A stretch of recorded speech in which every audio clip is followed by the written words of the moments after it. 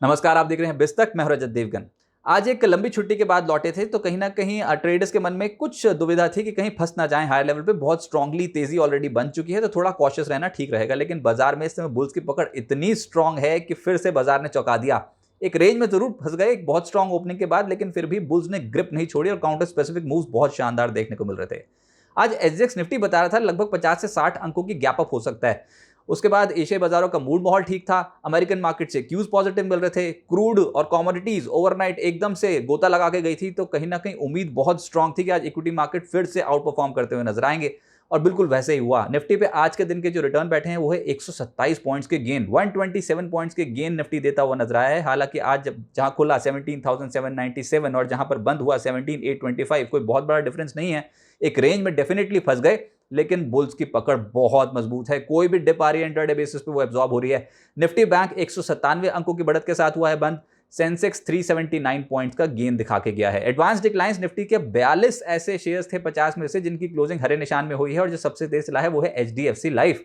आज के दिन में 4.25% की तेजी। दूसरे पायदान पे आया है अदानी पोर्ट्स, 4.5% से ज्यादा चढ़ा। ऑटो में कमाल हुआ है आयशर मोटर्स, आज लगभग 4% चढ़ा। बीपीसीएल, मारुति सुजुकी दोनों ही स्टॉक 3.25% से 4.25% के आसपास तेज होते हुए नजर आए। निफ्टी लूजर्स में आज आप पाएंगे ग्रासिम, हिंडाल्को, जेएसडब्ल्यू स्टील, यहां पर 1% से लगभग 2% के आसपास की गिरावट थी। भारतीय एयरटेल और एसबीआई जैसे स्टॉक्स भी ऊपरी स्तरों पर हल्के होते हुए नजर आए। एक दुखद खबर जो आई वीकेंड के दौरान वो ये कि राकेश झुनझुनवाला का निधन हो गया है। अब वो हमारे बीच नहीं है, तो जिनकी आवाज़ हम हर बार सुनना चाहते थे, अब वो आवाज़ स्टॉक मार्केट पे नहीं गूंजेगी। लेकिन उनका दबदबा और उनकी जो छाप है स्टॉक मार्केट पे वो हमेशा कायम रहेगी। उनके पोर्टफोलियो को लेकर बहुत ज़्यादा अटकलें शुरू हो गई थी वीकेंड के दौरान कि उनके पोर्टफोलियो में जो स्टॉक्स हैं उनका क्या होगा, तो बाजार ने उसको भी नकार दिया। राकेश झुनझुनवाला का पोर्टफोलियो है और हमेशा से ही बहुत क्लोजली ट्रैक हुआ है, और आज भी देखिए आप Titan, Tata Motors, Fortis, Indian hotels, NCC Rallis, सभी स्टॉक में गेन्स ही मिलते हुए नजर आए हैं। और एक स्टॉक ने तो कर दिया है कमाल, वो है एस्कॉर्ट्स कुबोटा। आज बाजार में जबरदस्त तेजी, ऑटो सेक्टर में इस स्टॉक ने लीड किया है आज ऑटो इंडेक्स को। एस्कॉर्ट्स कुबोटा में लगभग 0.10% की चढ़ाई एक ही दिन में। इसके अलावा बॉश लगभग 4.5% उछलता हुआ नजर आया। एमआरएफ 4% चढ़ा है। आयशर मोटर्स, मारुति सुजुकी जैसे स्टॉक्स बहुत एक्टिव हुए, ये तो खैर निफ्टी के गेनर्स की सूची में शामिल थे। टीवीएस मोटर, टाटा मोटर्स जैसे स्टॉक में आज के दिन में एक्शन बहुत स्ट्रांग हुआ। एमएनएम, जहां पर नए लॉन्च की खबर आ गई और साथ साथ फॉक्स वैगन के साथ भी इन्होंने टाई अप किया है, तो एक ये स्टॉक स्ट्रांग था। हीरो मोटोकॉर्प, नतीजे 71% मुनाफा जरूर बढ़ा, लेकिन हमारे अनुमान के मुताबिक नहीं थे नतीजे, पर उसके बावजूद 2% तेज हो गया। अशोक लेलैंड लगभग 1.5% चढ़ा। तो ऑटोज का आज दबदबा बहुत स्ट्रांग था मार्केट में। इसके अलावा रियल्टी में एक सरप्राइज मूव आ गया, वो था इंडिया बुल्स रियल एस्टेट। आज के दिन का कुल रिटर्न बैठा है लगभग 14.5% का। 14.5% की तेजी स्टॉक पे देखने को मिली।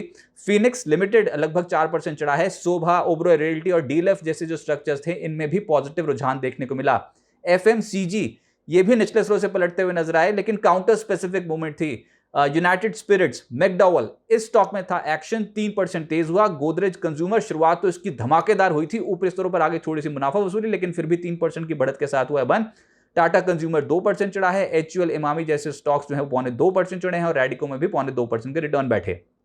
फाइनेंशियल सर्विसेज में आज एएमसी, एसेट मैनेजमेंट कारोबार से जुड़ी जो कंपनियां हैं वो तेज थी, और इंश्योरेंस सेक्टर पे आज बेट लगती हुई नजर आई है। बहुत ही बीटन डाउन दोनों ही सेक्टर हैं और निचले स्तरों से पलटे तो क्या खूब पलटे। एचडीएफसी एएमसी लगभग 11.5% का उछाल यहां पर। आईसीआईसीआई जनरल इंश्योरेंस लगभग 5% चढ़ा है। एचडीएफसी लाइफ 0.5% उछलता हुआ नजर आया। आईसीआईसीआई प्रूडेंशियल, एसबीआई लाइफ जैसे जो स्टॉक्स हैं यहां पर आज तेजी बनती हुई नजर आई। आईईएक्स एक स्टॉक जहां पर 4% तेज था, फाइनेंशियल सर्विसेज इंडेक्स का हिस्सा है। इसके अलावा एचडीएफसी ये तो खैर बाजार पे पकड़ मजबूत ही कर रहा है और आज भी 1.25% का रिटर्न बैठा। प्राइवेट बैंक्स आज सरकारी बैंक्स की तुलना में ज्यादा तेज चले, लेकिन यहां पर भी काउंटर स्पेसिफिक मूव्स थे। बंधन बैंक आज 3.5% चढ़ा है। एयू बैंक लगभग 1.5% ऊपर। एचडीएफसी बैंक, आईसीआईसीआई बैंक और सिटी यूनियन बैंक में हल्की खरीदारी होती हुई नजर आई।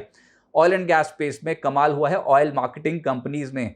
एचपीसीएल, बीपीसीएल, आईओसी 2.25% से 4% की चढ़ाई चढ़ गए आज। इसके अलावा एमजीएल और गेल दोनों ही स्टॉक्स में रिटर्न बैठे 3% से 3.5% के। खैर ये एमजीएल और आईजीएल तो लगातार अब आउट परफॉर्म कर ही रहे हैं मार्केट को और आज भी इनका दबदबा रहा। इसके अलावा रिलायंस इंडस्ट्रीज लगभग 0.1% के आसपास की तेजी यहां पर बनती हुई नजर आई। लेकिन जो रियल एक्शन था वो था मिड कैप स्पेस में।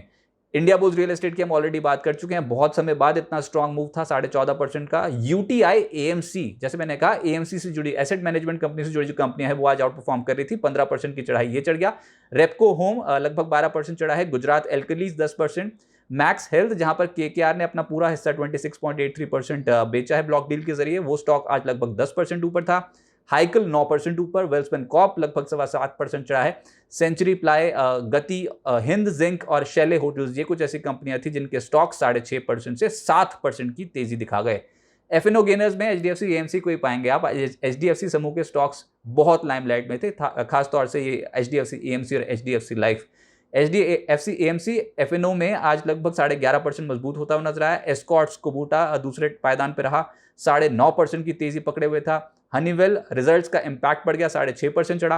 अपोलो टायर्स रिजल्ट्स का इंपैक्ट था, एक बार तो बहुत स्ट्रांग था, थोड़ी सी प्रॉफिट बुकिंग हुई हाई लेवल पे, लेकिन फिर भी 6% के रिटर्न।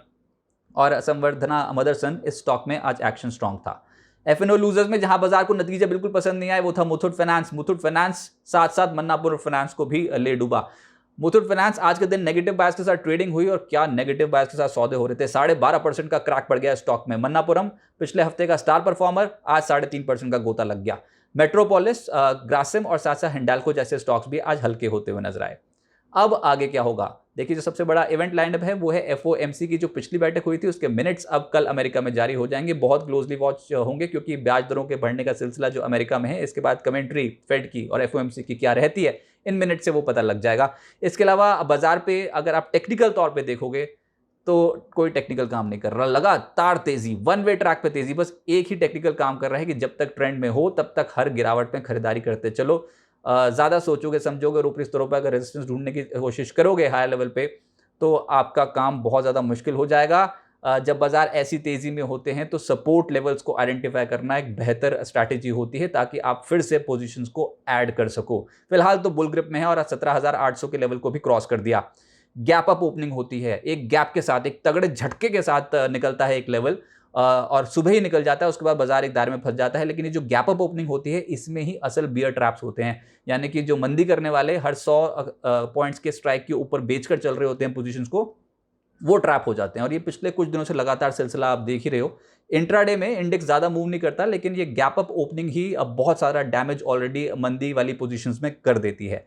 आज 17,700 17,800 की पुट में बहुत स्ट्रांगली फिर से ओपन इंटरेस्ट बढ़ता हुआ नजर आया है, यानी कि यहां पर फिर से तेजी करने वाले बहुत हावी हो गए हैं। 17,700 17,800 के लेवल को भी वो मान रहे हैं कि एक क्वेश्चन का काम कर सकता है। बाजार इतनी स्ट्रांग ग्रिप में है। 18,000 के स्तर पर मंदी करने वालों की एक आखिरी उम्मीद टिकी हुई है। अब ये मैं क्यों कह रहा हूं, ये इसलिए कह रहा हूं क्योंकि अगर आप ऑप्शंस के प्रीमियम भी देखोगे तो 17,980 और 18,020 मैक्सिमम बेट्स यहां पर लगी हैं कि इसके ऊपर इस बार के मूव पे नहीं जाएंगे। लेकिन अगर ये लेवल्स भी निकाल दिए तो बाजार पे हो जाएगा कमाल, क्योंकि 4 अप्रैल 2022 का जो हाई बैठता है वो 18,114 का बैठता है और हम उस लेवल के बेहद नजदीक पहुंचते चले जा रहे हैं। उम्मीद नहीं थी कि हम इस सीरीज में इतनी फटाफट इन लेवल्स पर जाकर टकराएंगे, लेकिन क्योंकि ये लेवल्स बहुत पास आ गए हैं और ऑप्शंस राइटर बहुत डोमिनेट कर रहे हैं लेवल्स को, और क्योंकि बुल ग्रिप बहुत स्ट्रांग है, तो इसलिए हम कह रहे हैं कि अगर ये लेवल्स भी क्रॉस हो गए 17,980 और 18,020 तो बाजार पे कमाल हो सकता है। लेकिन अभी तक के डेटा के हिसाब से ये लेवल्स बहुत इंपॉर्टेंट है मार्केट में, इतना इजीली बियर्स हार नहीं मानने वाले हैं। लेकिन हर गिरावट में खरीदारी हो रही है और अभी तक बुल्स डोमिनेट करते चले जा रहे हैं हर सेशन को। इंट्राडे में एक स्टैटिक मूव देखने को मिलती है, एक ठहराव देखने को मिलता है, लेकिन मैक्सिमम डैमेज हो जाता है ओवरनाइट। तो देखते हैं क्या बुल्स इस बार 18,000 के लेवल को भी क्रॉस कर देंगे कि नहीं।